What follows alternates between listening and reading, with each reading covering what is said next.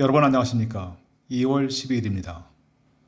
제이슨의 세상을 본다. 오늘은 최근 일어난 하버드대 화학교수 체포 사건과 관련해서 재미있는 소설 형식으로 이야기를 전개하겠습니다. 제목은 뇌피셜 3 지구를 지켜라. 하버드대 화학교수 긴급 체포작전의 내막입니다. 미 법무부는 지난 1월 28일 하버드대 화학부 학과장인 찰스 리버 교수를 중국으로부터 수십만 달러의 금품을 수수한 혐의로 전격 체포했습니다.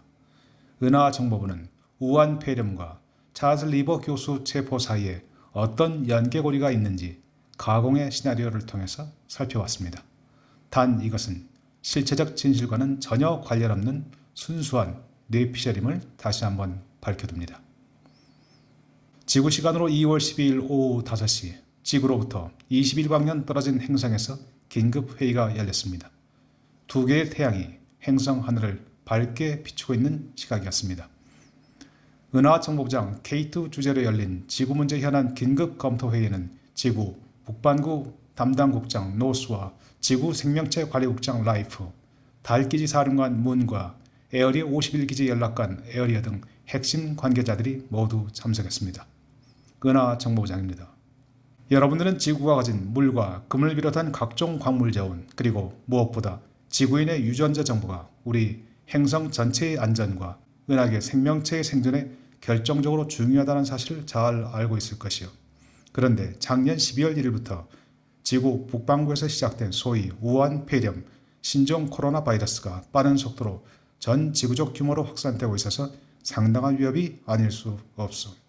오늘은 이번 사태의 배경을 알아보고 대책을 마련하기 위한 자리이니 기탄 없이 의견을 개진해 주기 바라오. 지구 생명체 담당국장 라이프. 지구 북반구에 위치한 중국 정보발표에 따르면 현재까지 확진자가 4만 명이 넘고 사망자 숫자도 이미 1,100명을 넘어섰습니다. 물론 이 숫자는 중국 정부의 공식 발표를 전제로 한 것입니다. 그러나 지구 내 여타 매체에서는 이미 확진자 150만 명 이상, 사망자 5만여 명이라는 비관적인 수치를 내놓고 있습니다. 그나마 다행인 것은 이번 사태가 중국 이외 지역에서는 아직 감염자가 세 자리 숫자에 머물고 있고 사망자도 없다는 것입니다. 북반구 미국에서도 현재까지 13명의 환자가 발생해서 1명이 사망했습니다. 사망자는 유럽계가 아닌 중국계 미국인 여성입니다.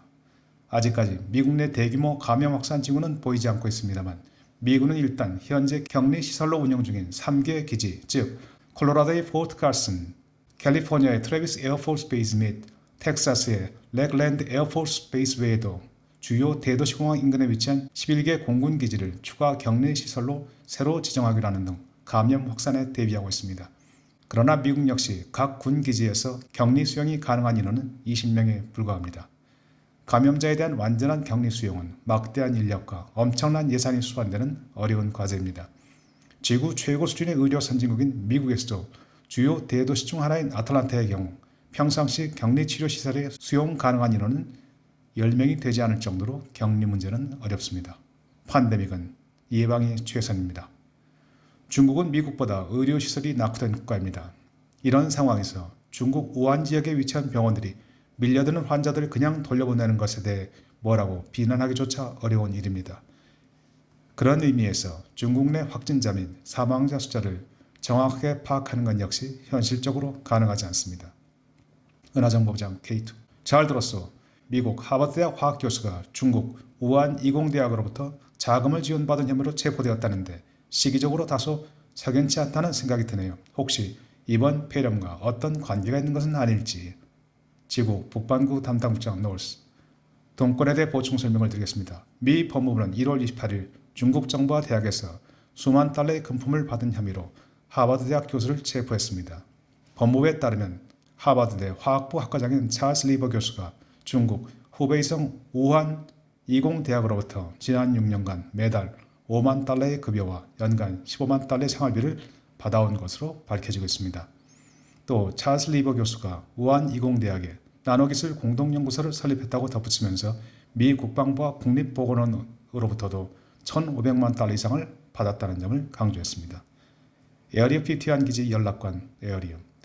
찰스 리버 교수는 미국 학자들이 미국 정부로부터 위탁받은 연구 프로젝트를 수행하면서 외국 정부나 단체로부터 자금 지원을 받았을 경우 이를 신고해야 하는 의무를 이행하지 않은 것이 문제가 되었습니다. 찰스 리버 교수는 현재 일단 100만 불의 보석금을 내고 석방된 상태입니다.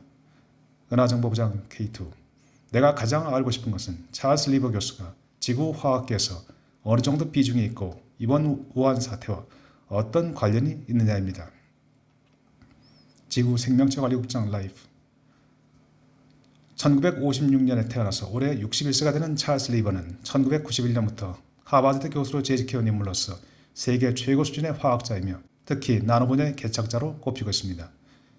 실례로 2011년 2월 톰슨 로이터스는 2000년부터 2010년까지 11년간의 논문 피인용 결과를 토대로 세계 화학계에서 가장 영향력 있는 인물 100명을 선정했는데 찰스 리버 교수가 240점을 기록해서 단연히 1등으로 꼽혔습니다. 이번 체포 사건은 찰스 리버 교수가 우한2공대와 인연을 맺으면서 시작된 것으로 보입니다. 기록에 따르면 찰스 리버 교수는 2013년 하버드 대학교와 중국 우한2공대 우한 유니버시티 오브 테크놀로지 WUT와 학술 협력 협정 체결을 주도했습니다. 협정 내용은 전기차 성능 개선을 위한 나노와이어 기반 리튬 이온 배터리에 대한 연구 및 개발을 위한 협력입니다. 그런데 찰스 리버 교수가 발표한 420편의 연구 논문과 76건의 특허 출원 그 어디에도 배터리 또는 자동차라는 단어가 등장하지 않는다는 점입니다. 찰스 리버 교수는 미국에서는 65건의 특허를 출원했고 중국에는 11건을 출원한 바 있습니다. 이는 우한2공대가 나노 분야의 선구자인 찰스 리버 교수를 영입해서 조인트 나노 센터를 세우고 협력 협정에 명시된 것과 달리 다른 비밀 연구를 통해 미국의 첨단 나노 기술을 빼내갔을 가능성이 지적되는 부분입니다. 물론 미국 정부 역시 하버드대와 우한2공대 간의 협력을 초기 단계부터 잘 알고 주목하고 있었을 것이라는 것이 우리 판단입니다.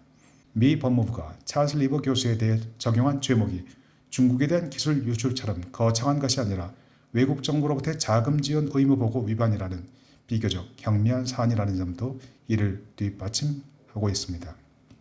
은하정보부장 K. 잘 알겠소. 그러니까 미국 정부가 노벨 화학상 수상자와 버금가는 세계 최고 과학자를 단순히 보고 의무 위반 및 허위 진술 혐의로 전격 기소했다는 것인데 찰스 리버 같은 저명인사 기소를 통해서 앞으로 미국 내 수많은 연구소에 근무 중인 학자들에게 중국과의 협력에 위험이 따른다는 것을 경고하는 것으로 해석할 수도 있는 부분이네요. 그런데 도대체 중국이 찰스 리버를 통해 얼마나 중요한 우리 기술을 빼내간 것이요. 에어리어 51 기지 연락관 에어리어. 지구에서 나노 분야를 본격적으로 연구하기 시작한 역사는 이제 겨우 30여 년에 지나지 않습니다. 에릭 드렉슬러가 나노공학의 창시자입니다. 1955년생이니까 지구 나이로 이제 65세일 정도로 젊습니다. 그는 1981년 미국 매사추세츠 공과대학 MIT에서 엔지니어링을 전공하던 대학원생 시절 미국 과학 아카데미 회보에 분자공학 논문을 기고함으로써 나노 시대를 열었습니다. 특히 그가 5년 뒤인 1986년 저술한 창조의 엔진 오브 크리에이션은 당시 과학자들 사이에서 획기적이라는 평가가 나올 정도로 대단한 역작이었습니다. 이 책에서 우리가 특히 주목해야 하는 부분은 나노 기술이 무기로 사용될 수 있다는 것을 처음으로 언급했다는 점입니다. 이번에 미국 정부가 찰스 리버 교수를 체포한 것도 그의 나노 분야 연구가 향후 중국이 미국을 군사적으로 압도하는 데 쓰일 수도 있다는 점에 역점을 둔 것으로 보입니다. 지구내 미래학자인 루이 델 몬트는 자신의 저서 나노무기 인류에 대한 점증하는 위협이라는 저서에서 곤충 크기의 나노 로봇이나 초소형 핵무기 등 나노 무기들이 인류를 종말로 이끌 수 있다고 주장한 바 있습니다. 루이 델 몬트는 큰 소행성이 지구와 부딪히거나 초대형 화산이 분출해서 인류가 종말을 맞을 확률은 5만 번에 한 번꼴로 매우 낮은 반면 나노 무기로 인류가 종말을 맞을 확률은 20번에 한 번꼴로 훨씬 높다라고 예측하고 있기도 합니다. 지구 북반구 담당 국장 노스. 지구 북반구에서는 미국, 중국, 러시아 등이 나노드론, 나노로봇, 초소형 핵무기 등 나노무기 개발 경쟁을 펼치고 있는 중입니다. 이 중에서도 중국의 나노무기 개발 역사는 20여 년이 넘을 정도로 깊습니다. 1996년 6월 중국 군사과학원의 순 바이린 소장은 미래의 전쟁과 나노무기라는 저서를 통해 21세기에는 핵무기가 아닌 나노무기가 전쟁의 승패를 결정할 것이다 라고 의미심장한 발언을 내놓은 바 있습니다. 중국은 향후 어느 시기에 미국과 전면전에 돌입할 경우 중국이 미국을 핵무기로 선제 공격한다 해도 결국 미국의 전략 원잠에 의한 제2차 보복 공격으로 중국이 완전 괴멸될 것이라는 것을 잘 알고 있습니다. 따라서 중국은 미국의 보복 공격을 받지 않고 미국을 파멸로 이끌 수 있는 비밀 군사 전력을 연구하고 있는데 그 핵심을 차지하는 것이 바로 나노 무기입니다. 지구 생명체 관리국장 라이프. 중국이 보복 공격의 위험 없이 미국을 은밀히 선제 공격하기 위해서는 미국인에 대한 수많은 정보, 특히 게놈 특성 파악이 우선 과제입니다. 중국이 만일 수천만 수억 명에 달하는 미국인의 유전자 정보를 수집한 후에 이를 기초로 맞춤형 RNA 바이러스를 생산해서 수백만 수천만 개의 나노 로봇에 탑재해서 미국의 상수도 체계에 투입한다면 수많은 미국인들은 감염 원인도 그 경로도 모른 채 전염병에 감염되어 사망하고 미국 정부로서도 속수무책에 빠지게 될 것입니다. 연화정보장 K2. 알겠소. 그러니까 나노무기에 RNA 바이러스를 탑재할 수만 있다면 적국의 대도시를 상대로 은밀한 공격이 가능하다는 얘기인데 이번 우한 폐렴과 관련해서도 생물학 무기설이 꾸준히 흘러나오고 있는데 이에 대해서는 어떻게들 생각하시오? 에어리어 51 기지 연락관 에어리어.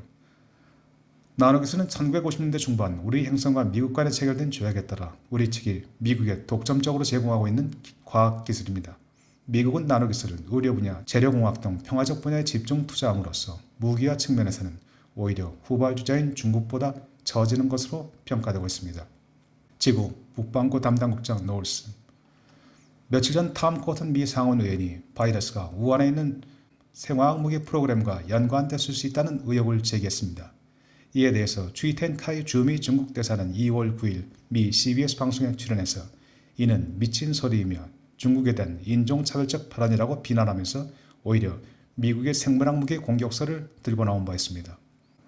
우리가 여기서 주의 깊게 봐야 하는 것은 중국 대사의 항변과는 별도로 중국이 이번 코로나 바이러스의 숙주로 알려져 있는 박쥐 연구를 통해서 DNA 및 RNA 그리고 바이러스 조작과 관련해서 상당한 수준의 연구 성과를 축적하고 있다는 사실입니다.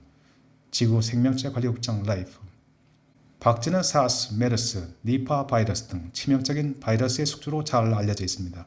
그러나 인간이나 다른 동물과 달리 박쥐는 바이러스로 인한 질병에 시달리지 않고 있습니다. 또한 작은 몸집에 비해 수명이 20년에서 최대 40년에 이를 정도로 특이한 노화 지연 과정을 통해서 장수를 누리는 동물입니다. 박쥐와 비슷한 크기의 쥐가 2년에 4년 그리고 다람쥐가 3년에서 6년의 수명을 보이는 것과는 확연히 비교가 되는 부분입니다. 박쥐가 이렇게 바이러스와 공존하면서도 오랫동안 장수할 수 있는 것은 박쥐가 포유류 중에서 유일하게 비행 능력을 갖고 있기 때문입니다. 박쥐의 날개는 새의 날개와 달리 손가락 사이 피부가 확장된 것으로 기본적으로 날개에 적합한 구조가 아닙니다. 따라서 날개에 구멍이 나고 찢어지는 등 새의 날개에 비해 손상을 입는 사례가 많습니다. 은하정보장 K. 지구인들의 성경에 보면 박쥐가 새, 버드로 기록되어 있는데 조류가 아니라 포유류라는 사실이 흥미롭네요. 그러니까 날지 말아야 할 것이 날고 있다는 건가요? 지구 생명체 관리국장 라이프.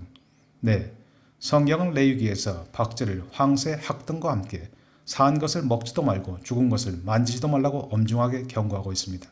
지구에서 오늘날과 같이 조류와 포유류를 구별하기 시작한 것은 18세기 린네 박사의 분류 방식이 나온 이후입니다. 예전에는 날아다니는 것은 그것이 새든 박쥐든 곤충이든 간에 차별을 두지 않고 모두 새, 버즈로 불렀습니다.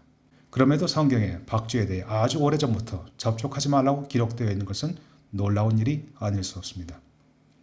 어찌됐든 박쥐는 포유류라서 원래 날 수가 없는 동물인데 새처럼 날려다 보니 무리한 비행 과정에서 원래 세포의 핵에 자리 잡고 있어야 할 DNA 일부가 세포질로 떨어지는 일이 수시로 발생하게 되었습니다. 세포는 기본적으로 핵과 세포질로 구성되어 있습니다. DNA가 제자리에서 이탈하면 박쥐의 면역체계는 이를 바이러스와 동일하게 외부 침입 요소로 인지해서 인터페론을 생성시켜서 대항하도록 합니다. 그러나 여기서 박쥐와 인간의 면역체계에 중대한 차이가 있습니다. 인간의 경우 바이러스가 외부에서 침입하면 인터페론이 왕성하게 생성되면서 바이러스에 적극적으로 대항하게 됩니다. 지구인들이 바이러스에 감염될 경우 초기 단계에 기침, 감기, 열, 근육통, 피로감 등을 느끼는 것이 바로 이 염증 현상입니다. 20세기 초 스페인 독감이 횡행할 당시 20세에서 40세 사이의 청장년층이 가장 많이 사망한 것은 바로 면역 체계가 풀 가동되면서 인터페론이 과다 생성되었기 때문입니다. 즉, 건강한 신체일수록 외부에서 침투한 바이러스에 대항하기 위해 더욱 적극적으로 인터페론 등 사이토카인을 과다 분비함으로써 소위 사이토카인 폭풍, 사이토카인 스톰 현상이 발생해서 빠른 시간에 폐에 피고름이 가득 차게 되면서 질식사, 즉 익사하는 것입니다. 박쥐는 비행시마다 발생하는 DNA 손실과 손상을 이런 식으로 대응한다면 박쥐로서는 생존과 생활 자체가 불가능하기 때문에 인터페론 생성을 약화시키는 독특한 방법을 도입했습니다. 즉, 상시 인터페론을 만들어 DNA 손실에 대응하도록 하면서도 외부의 침입에 대해 지나치게 과민 반응하지 않도록 면역체계에 유연성을 부과한 것입니다.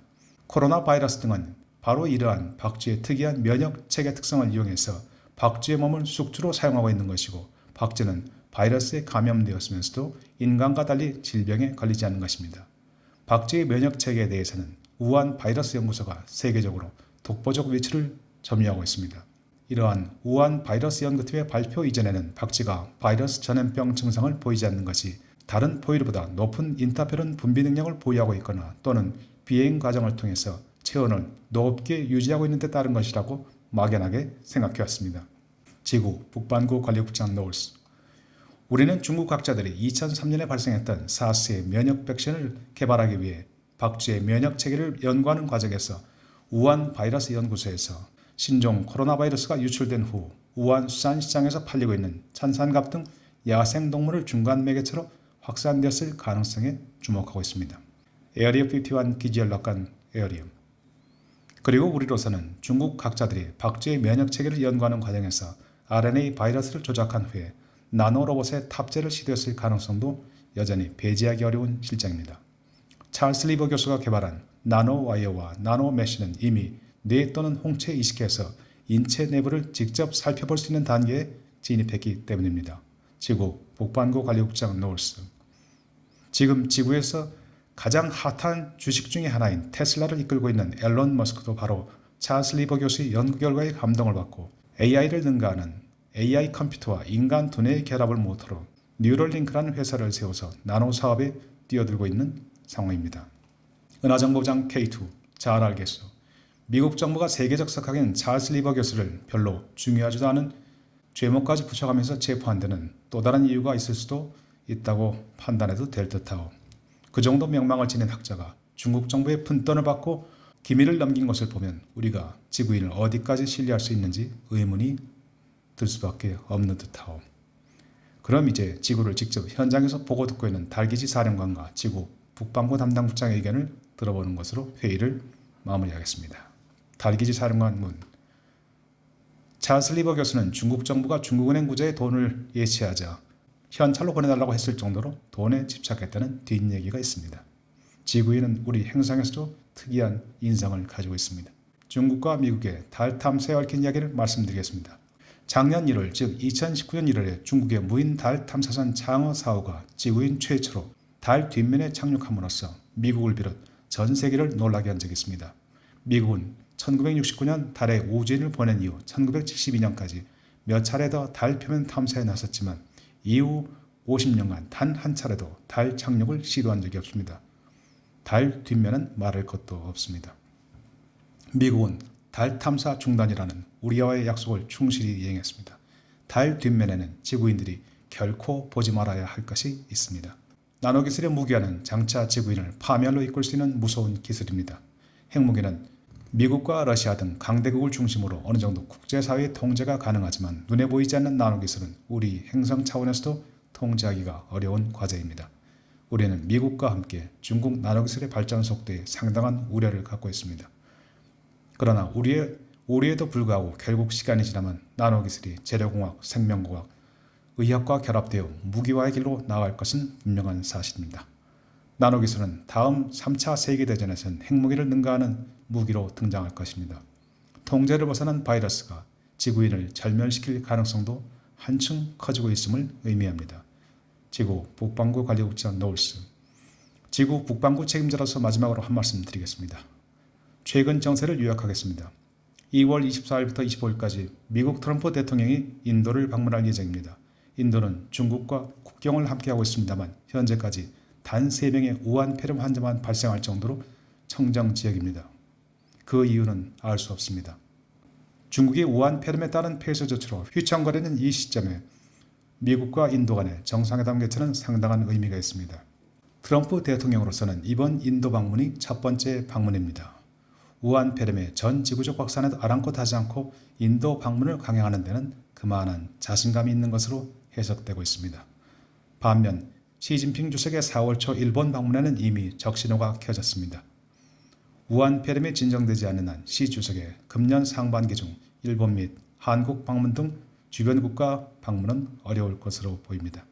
이미 중국 공산당 지도부는 당내 주요 행사를 대거 연기하면서 민심 달래기에 전념하고 있는 실정입니다. 중국 공산당으로서는 우선 2월 하순경에 시 주석의 우한 방문을 성공적으로 마무리 짓는 것이 최우선 과제입니다. 바이러스 발생지 한가운데에서 과연 주석의 방문 행사를 어떻게 안전하게 치를 것인지가 최대의 관건입니다. 은하정보부장 K2 좋은 말씀들 고맙소. 지구는 비록 우리로부터 20광년 떨어져 있지만 우리 행성이나 은하계 모두에 대단히 소중한 지역이요. 이제까지처럼 우리가 지구인의 문제에 직접 개입하지는 않더라도 지구의 파멸을 예상하면서도 그냥 방치할 수는 없다는 점을 다 같이 명심해 주기 바라오. 자, 그럼 우리도 지구인처럼 한번 구호를 외쳐볼까요? 제가 우주는을 선창하면 여러분은 하나다로 화답해 주기 바랍니다. 우주는 하나다. 여러분 재미있게 들어주셨다면 감사합니다.